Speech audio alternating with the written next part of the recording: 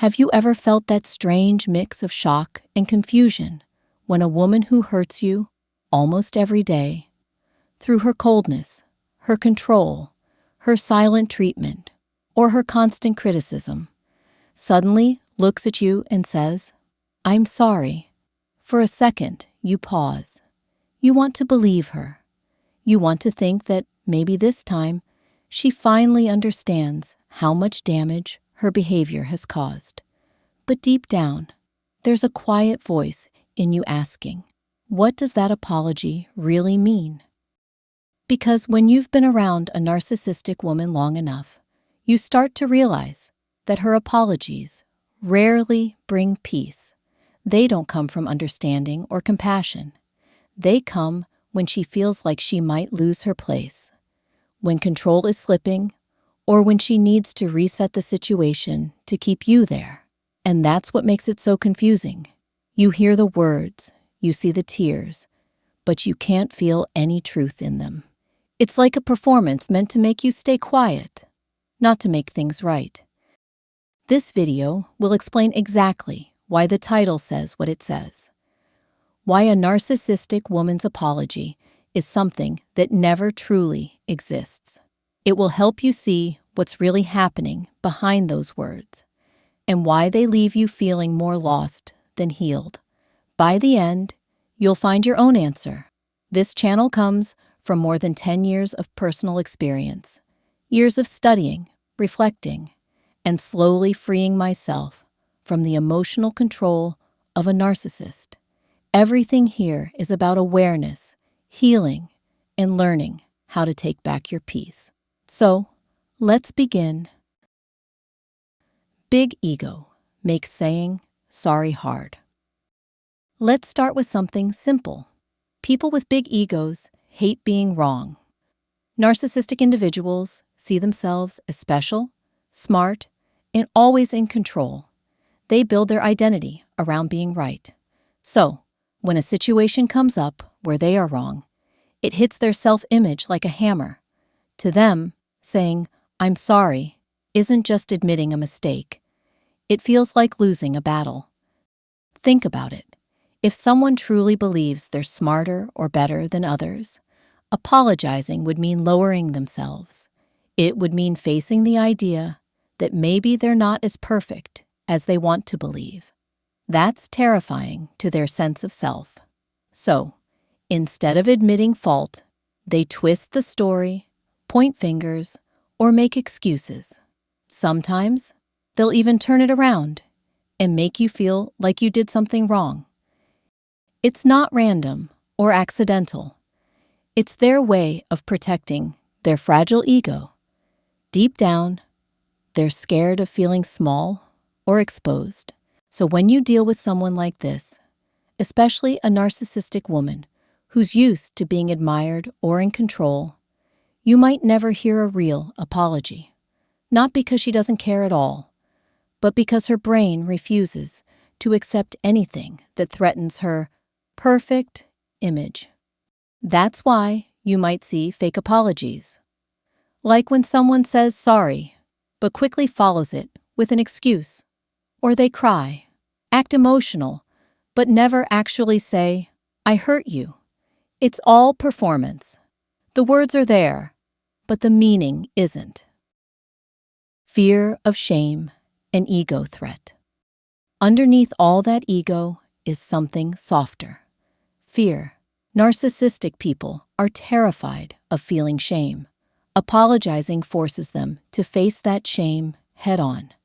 It's like standing under a bright light that exposes every flaw they've worked hard to hide. Many narcissistic women spend a lot of energy managing how others see them. They want to look confident, powerful, maybe even flawless. To them, being wrong is like being weak, and weakness is unacceptable. That's why you might get excuses, deflection, or silence instead of a real, "I'm sorry." For you, this is frustrating.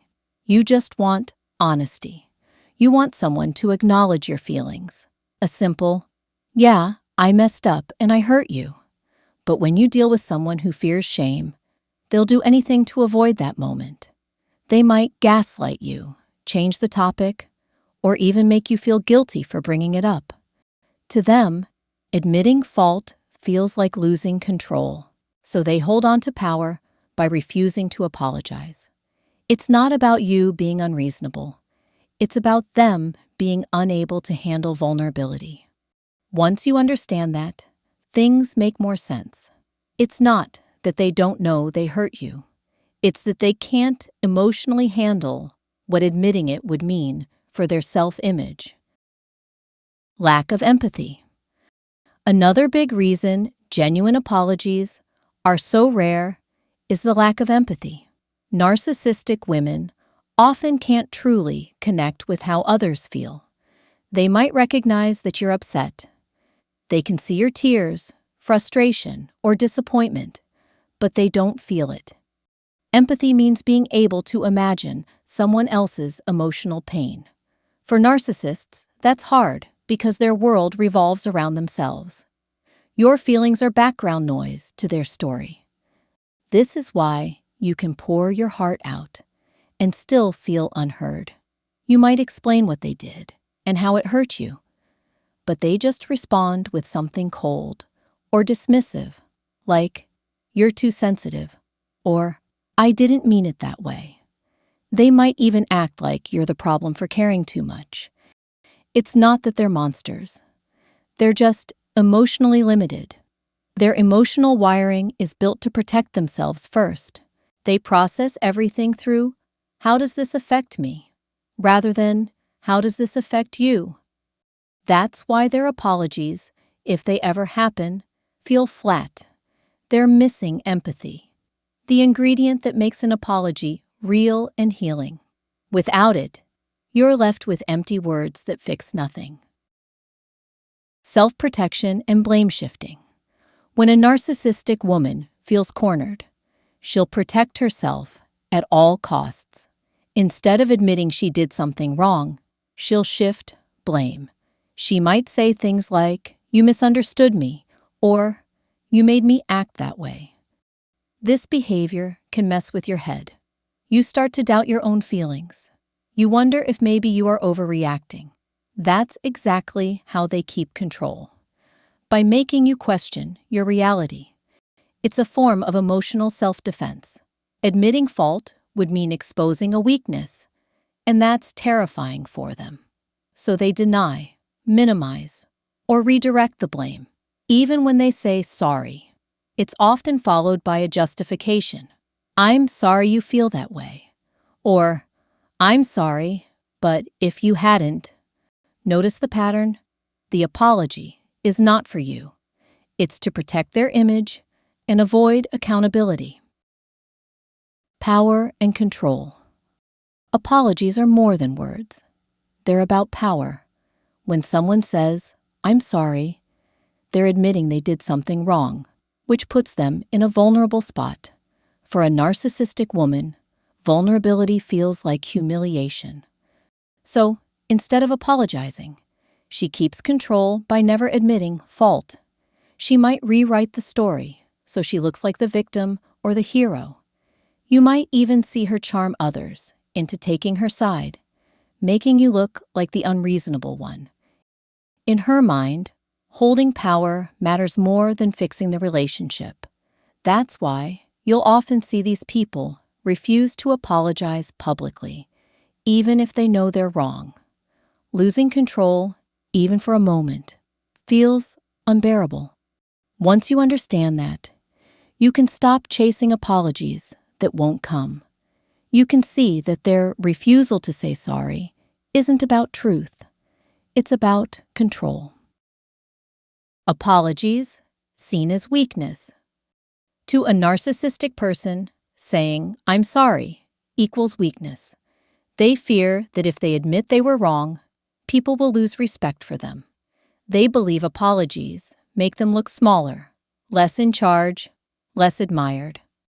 That mindset makes real apologies almost impossible. Even when they clearly hurt someone, they'll either deny it or downplay it. To them, keeping their perfect image matters more than repairing a broken relationship. If you're on the receiving end, it's painful. You keep hoping for that moment of honesty that never comes. You see the damage, the hurt, the fallout, but they act like nothing happened. That's not fair, and it's not your fault. Understanding this helps you let go of waiting for something they can't give. It's not about bitterness. It's about protecting your peace. Patterns that repeat. All of these behaviors, ego, shame, lack of empathy, blame shifting, and control, form a pattern. Once you see it, you can't unsee it. It shows up in romantic relationships, friendships, family dynamics, even at work. You know the cycle. Something hurtful happens. You wait for a real apology. You get a half-hearted sorry. Nothing changes. It happens again. Over time, it wears you down. You start doubting yourself and wondering if you're asking for too much. But you're not. You're just dealing with someone who doesn't have the emotional capacity to give what you need. Awareness is your way out. When you recognize the pattern, you stop playing the same emotional game. Protecting yourself. So what can you do? Knowing how narcissistic behavior works doesn't mean you close your heart.